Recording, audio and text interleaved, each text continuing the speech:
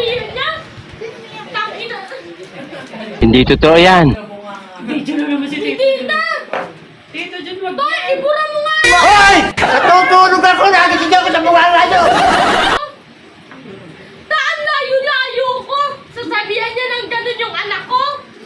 Wow naman! Wow! Tapos, Wow! kanina lumalabad ako. Sasabihin niyo mali ako? Hindi ko sinasabing mali ka. Ang sinasabi Sasabihin niyo kaming dalawa yung walang respeto. Ang dami niyang ginawa. Hindi totoo yan. Pinagpo-post Kaya niya ko kung ano pinag... kailan ko sinabi wala kayong respeto. Ngayon! Ang sinasabi, Aray ko! nakakaintindi. Ayaw mo umunawa. Oh no!